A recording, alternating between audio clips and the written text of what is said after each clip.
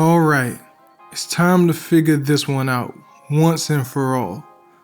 My MFK Grand Soir versus Oud Satin Mood EDP. Which one's gonna win today? Grand Soir, they say you're like a warm hug with hints of vanilla and amber that feels like a cozy blanket on a chilly night. And I can agree with that. And then there's Oud Satin Mood.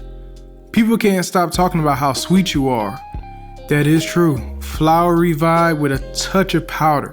Ever so powdery. But which one of you are going to win my wear today? Let's see what the folks on Reddit and Fragrantica talking about. Grand Soir, are you smelling as good as they say? All sophisticated and warm? Satin Mood, are you really about the sensual charm? Is there a common theme with these fragrance discussions that can help me decide?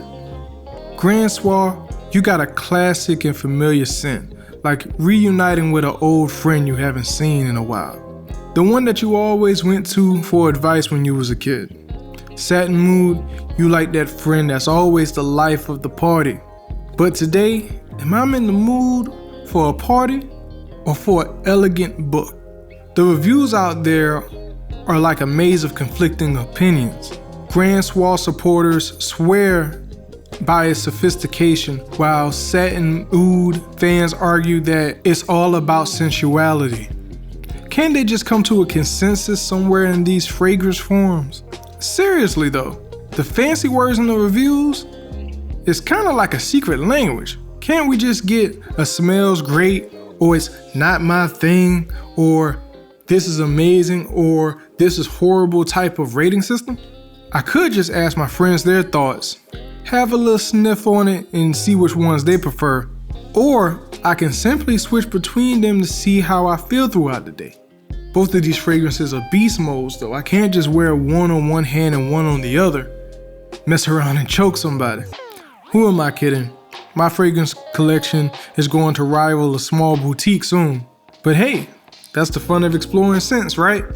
Just don't buy them retail. Fragrances are too expensive these days. Alright, let's get down to it. Grand Soir or Oud Satin Mood EDP. Get ready for the adventure, folks. It's a review. Scent science. Grand Soir or Oud Satin Mood. Today we have a good one for you folks.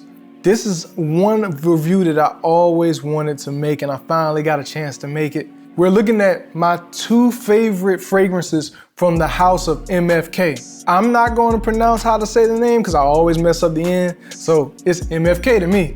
We have Grand Soir and Oud Satin Mood, the EDP version. Now both of these fragrances are very near and dear to my heart. Those two fragrances was the first two fragrances that I got digging into the house of MFK, one of the first niche fragrances I actually started to dig into. Both of them are amazing. Both of them are beast mode. Both of them is gonna get you 8 to 12 hours if you hydrate on your skin. Both of these fragrances is going to last days on clothes depending on the material. Both of these fragrances are not cheap, but they are worth it if you can spend the money on it. Today we're a little different. You got me here sitting down at the counter. I've been doing a lot of research here on the computer, getting set up for future videos. Let me know if you like this setup versus the other setups from the other videos. I try my best to give y'all the most accurate and precise content possible with a little bit of entertainment. This is Scent Science, and we're here to have a good time and always smell well. Make sure to like, share, and subscribe. We're on the road to 500, and every day we itch a little bit closer, and I thank you for that. So if you got a second, like the content, subscribe to content, and share the content. Let's get into the review. So first, my very first MFK, as you can see as the level, it's starting to get a little low. Grand Soir. Simply amazing, simply amazing. On the advice of one of my subscribers, I'm not just going to follow just Fragrantica. Some of their notes be a little bit off. So what I'm going to do is going to combine the results from now on my videos from Fragrantica, base notes, and Parfumo. I think I'm saying that right. Just to try my best to get the most accurate notes on fragrances, because some manufacturers don't display all of their notes, just some or none at all. So I just wanted to try my best to get as accurate as I possibly can for the people. So the main accords of Grand Soir is going to be that beautiful amber and that vanilla. This is one of the highest amber fragrances that I ever smelled, and it smells amazing. Now, amber and vanilla, sometimes they can mix and lean feminine. This is true, but the way that they have made this on top of the other notes, made this right here unisex, but leaning masculine. This fragrance right here will be perfect for the fall as well as the nighttime. We have subscribers here that are in high humidity climates that usually does not get cold. I would say max temp for this, in those climates, maybe 80 degrees, depending on the humidity that night. High humidity, I would not wear this anywhere near past 76 degrees. Maybe at night, just again, kind of depends. This right here is sweet, but it will have a tendency to choke if you wear it in high heat. But besides that, the winter seasons, the autumn seasons, the fall seasons, early spring, this right here is deliciously sexy, deliciously classy, and it'll definitely get the job done on date night or if you're just trying to impress someone.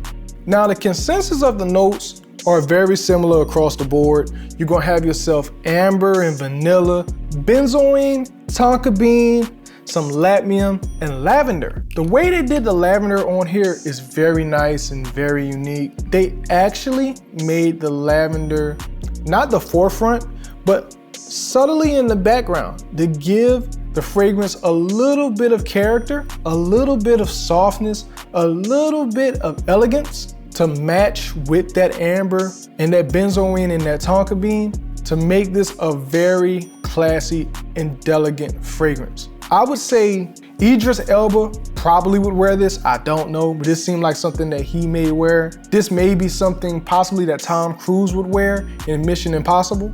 Longevity on this, like I said earlier, you're gonna get 8 to 12 hours on skin. Make sure you stay hydrated, folks. On clothes, day and a half, 2 days, maybe even 3. This right here is what I would call a bed sheet sticker. This right here is simply amazing. This right here comes in a 30 mil, a 70 mil, I believe, and a 200 mil. I even heard reports that it may even come in bigger than that. If you're doing bigger than that, you're just drowning yourself in it, or you just want to keep it for years and years and years upon years. This right here, I believe it's a 70 mil size if I'm not mistaken. Yep, this is the 70 mil size, the 2.4.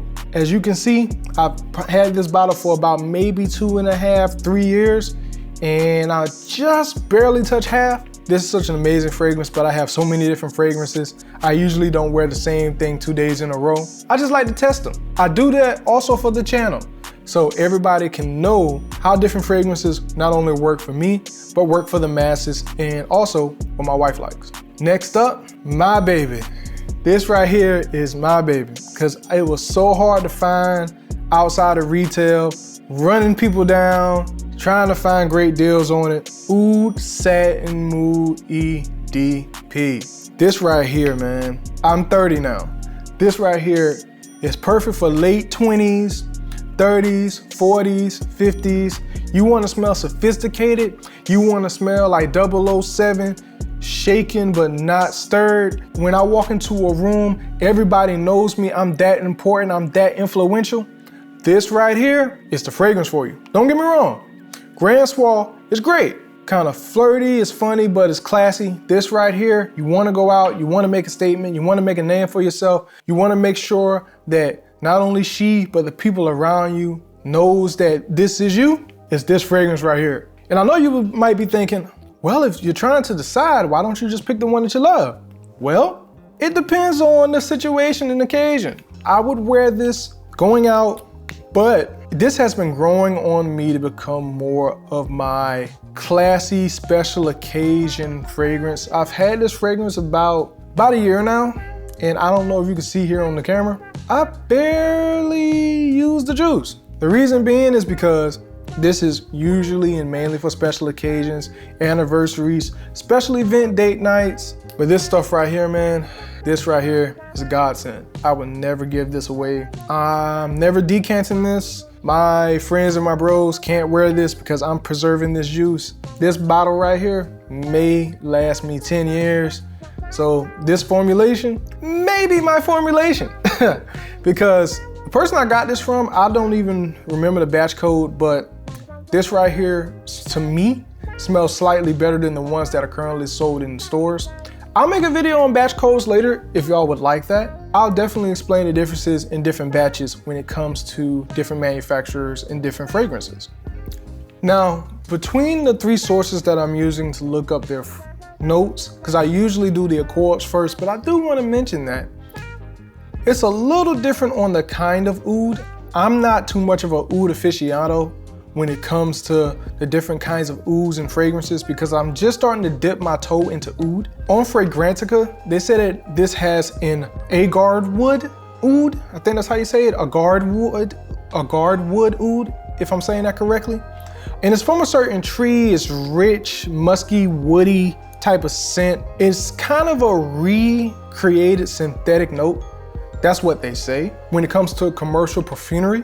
Now what Parfumo says is that this is a Latoin oud. I think that's how you say it, Latoin oud. It's different combinations of notes, but I couldn't find exactly what that is. It's just a type of wood and moss. Looking things up, it seems like that oud is kind of a fruity sweetness oud, and I may be wrong. Please correct me in the comments if I am, because like I said, I am dipping my toe into the oud. The different kind of roses, the Belgian and the Turkish, the vanilla, the violet, and the benzoin, perfectly blended together. This right here is the closest thing to perfect date night that I have ever smelled. I have not smelled anything close to it. You're going to get yourself, I would say 10 to 12. This actually sticks a little bit longer than the Grand Soir. And on clothes, you're getting definitely 2 days. I've worn this with linen. I've worn this with cotton. I've worn this with satin. I've worn this with blends.